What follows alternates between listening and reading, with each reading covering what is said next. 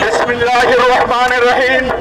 এই সংগ্রামী জনতা অত্যন্ত উল্লাসের সাথে জানাচ্ছি যে আজকে বাংলাদেশ পুনরায় স্বাধীন হয়েছে।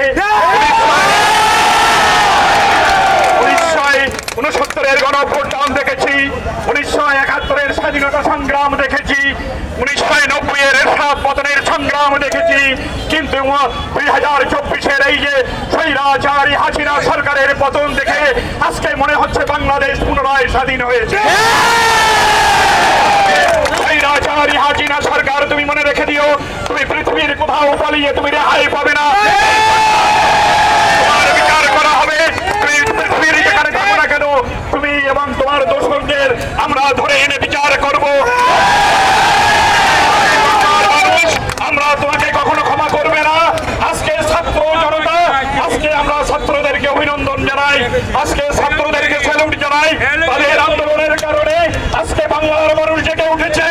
আজকে বাংলার কৃষক, বাংলার পেশাজীবী মানুষ, আজকে সকল শ্রেণীর মানুষ, আবার বৃদ্ধ বনিতা আজকে পথে নেমে এসেছে।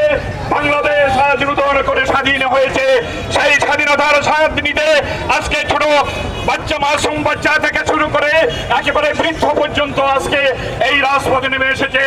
তোমাদের 18 বছরের নিপীড়ন, অত্যাচার, দুঃশাসন এই বাংলার মানুষ কখনো ভুলেনি, কখনো ভুলবে না। এই বাংলার মানুষ তোমাদের অত্যাচার, বাংলার মানুষের তোমাদেরকে এই বাংলার মাটিতে বিচার করা হবে। সরকার, খুনি সরকার, জালেম সরকার, তুমি মনে রেখে দিও, তোমার প্রত্যেকটি হিসাব নেওয়া হবে এবং তোমার যারা দোষর ছিল, যারা তোমার হয়ে কাজ করেছে, তাদের পুঙ্খানুপুঙ্খানু চিহ্নিত করে তাদেরকে সাজা দেওয়া হবে।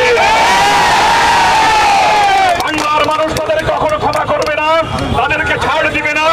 বাংলাদেশ স্বাধীন হয়েছে, পুনরায় স্বাধীন হয়েছে। 71 সালে স্বাধীন হয়েছিল, আজকে 1971 সালে আজকে বাংলাদেশ পুনরায় স্বাধীন হয়েছে এবং আমরা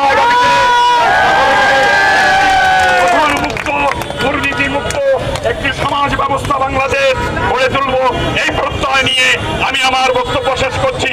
খোদা হাফেজ। বাংলাদেশ জিন্দাবাদ। পালাইছে রে, পালাইছে।